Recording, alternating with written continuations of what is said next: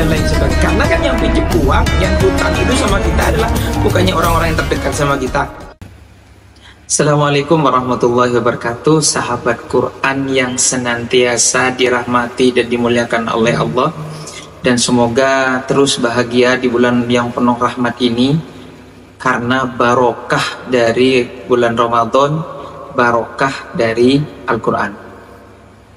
Saudaraku semua yang senantiasa dimuliakan oleh Allah, setiap manusia, semua manusia berambisi, punya keinginan, punya target hidup untuk bahagia. Apakah itu dengan cara yang baik ataukah dengan cara yang buruk? Semua kemaksiatan yang dilakukan oleh manusia selama ini adalah cara mereka untuk mendapatkan kebahagiaan. Oleh karena itu, salah satu untuk melawan syaitan, melawan keburukan adalah kita terus senantiasa menikmati setiap kebaikan yang kita lakukan.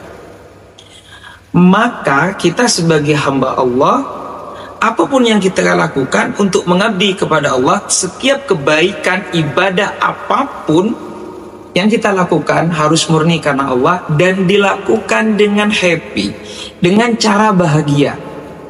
Maka begini, selama ini kita menikmati hidup, kita bahagia, kita merasakan kebahagiaan yang luar biasa, kenikmatan yang luar biasa, itu rata-rata adalah masalah dunia.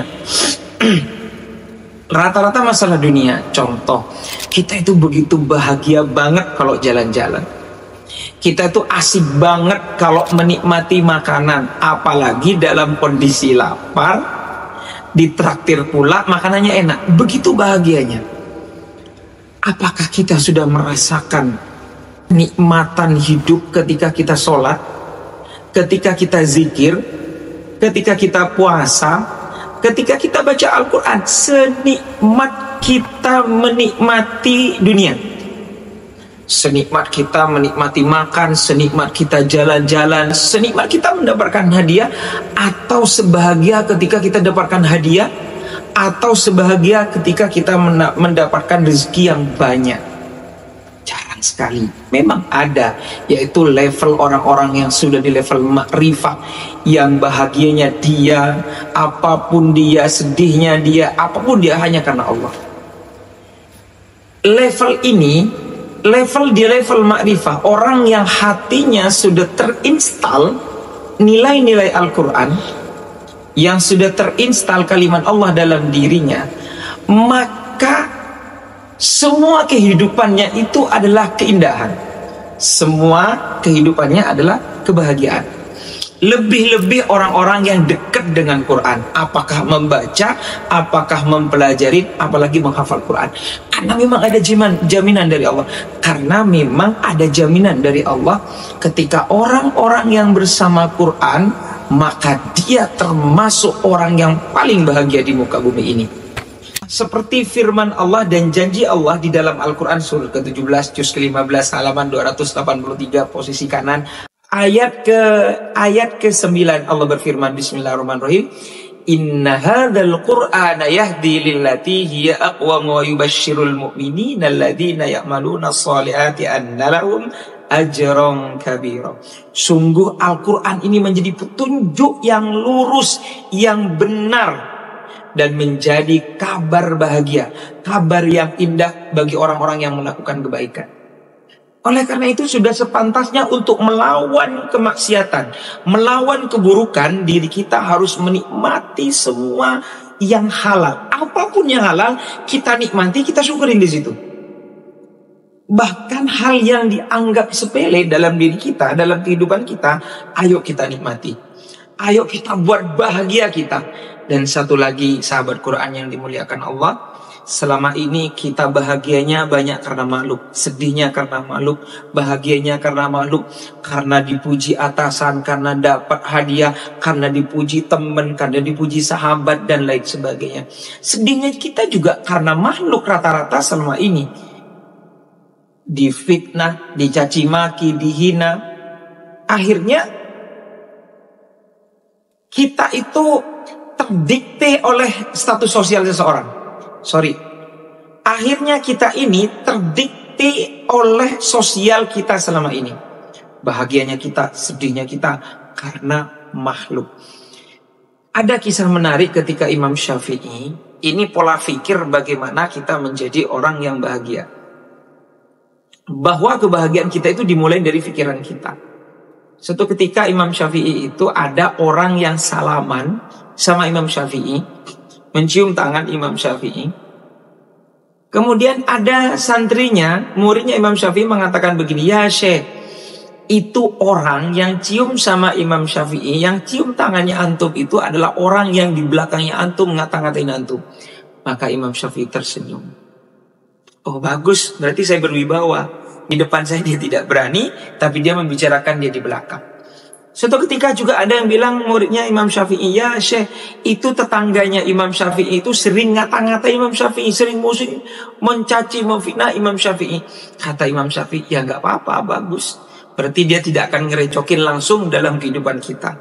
Mungkin dia tidak akan pinjam hutang, pinjam uang kepada saya. Mungkin dia tidak ini dan lain sebagainya. Karena kan yang pinjam uang, yang hutang itu sama kita adalah bukannya orang-orang yang terdekat sama kita, orang yang baik sama kita. Kan selama ini seperti itu. Nah, sesimpel itu Imam Syafi'i memahami sesuatu kaidah dalam kehidupan ini.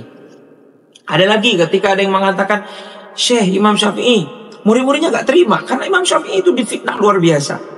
Imam Syafi'i senyum, jangankan saya, Rasulullah aja difitnah, Allah saja difitnah bahwa Allah itu punya anak, Rasulullah aja difitnah.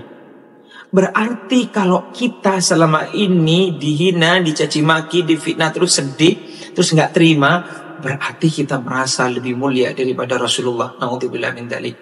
Secara tidak sadar mungkin seperti itu. Maka pada intinya selama ini di bulan Ramadan ini, ayo kita nikmati hidup kita. Apapun yang halal, ayo kita nikmati. Apapun yang halal kita nikmati. Maka Allah memuji kita, maka Allah memotivasi kita, menguatkan kita di Al-Quran halaman 480 ayat ke-30 surat Fussilat. Allah berfirman di dalam Quran, memotivasi kita supaya kita tetap kuat, tangguh, bahagia. Bismillahirrahmanirrahim. Innalladzina qalu rabbunallah tsumma istaqamu tatanazzalu alaihimul malaika alla takhafu wa la tahzanu wa abshiru bil jannati allati kuntum tu'adun. Orang-orang yang mengatakan Tuhanku Allah dan dia meneguhkan pendiriannya, maka gak usah khawatir, gak usah sedih. Maka Allah menurunkan malaikat dan berbisik kepada dia, jangan sedih, jangan kecewa, jangan sakit hati. Allah menyiapkan surga terbaik untuk kamu. Nah ini yang paling terakhir sahabat Quran yang dimuliakan Allah, bahwa nyebut Allah, kalimat Allah, asma Allah, Al-Quran, bagaimana kita bisa senikmat, seasik kita menikmati dunia yang indah ini. Maka Allah tuh maha baik. Di Al-Quran itu sering berbicara, Allah berfirman tentang keseharian kita. Kulu washrobu, makan dan minumlah kalian. Nah, bahkan banyak orang yang menjadi kekasihnya Allah, jadi walinya Allah hanya karena makanan. Kalau syariatnya kita makan, baca Bismillahirrahmanirrahim, duduk dengan tangan kanan. Tapi di level hakikat, maka ada terbersit di pikirannya, di hatinya ketika dia makan, ya Allah terima kasih, begitu baiknya Engkau ya Allah. Hari ini aku makan dan makan ayam, tak perlu saya jadi peternak ya Allah. Aku makan hari ini, makan ikan ya Allah, perlu aku jadi nelayan ya Allah, tak perlu aku mancing ya Allah. Dan Engkau hadirkan di hadapan kita makanan-makanan yang berbagai macam makanan. Makanya logika terbaik, cara berpikir terbaik itu adalah ikhlas. Semuanya karena Allah, maka dalam diri kita tidak ada kesedihan, tidak ada gundah gulana. Seperti firman Allah di Al-Quran, Bismillahirrahmanirrahim, Inna awliya Allah la khaufun alaihim wa la hum yahzanun. Jadi konsep kebahagiaan sejati itu adalah keikhlasan.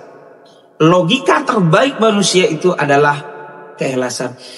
Termasuk bagaimana kita merasa mempunyai harta, mempunyai tanah, mempunyai kendaraan, mempunyai rezeki dan lain sebagainya, terus kita sombong. Siapa yang memberikan tangan kita, yang menciptakan tangan kita, yang menciptakan pikiran kita yang begitu cerdasnya, sehingga kita bisa memprogram dalam kehidupan kita lebih baik, mewujudkan cita-cita dan impian kita. Semua itu kalau kita kembalikan kepada Allah, ikhlaskan Allah, maka semua jadi titipan. Makanya sekali lagi sahabat Quran yang dimuliakan Allah, khususnya bagi diri saya pribadi, bahwa kita latih bagaimana kita nyebut asma Allah. Allah saja sebenarnya sudah cukup. Ulang-ulang Allah, Allah, Allah. Bagaimana kalimat Allah itu benar-benar nancap di kalbu kita. Ketika kita nyebut Allah, rasa sedih hilang. Ketika kita nyebut asma Allah, maka kecewa kita hilang. Ketika kita menyebut Allah, cukup asma Allah, maka emosi kita hilang. Capek kita hilang. Lelah kita hilang. Sakit hati kita hilang. Karena asma Allah itu adalah obat bagi kita. Asma Allah itu adalah energi yang luar biasa. Asma Allah adalah keindahan dalam diri kita.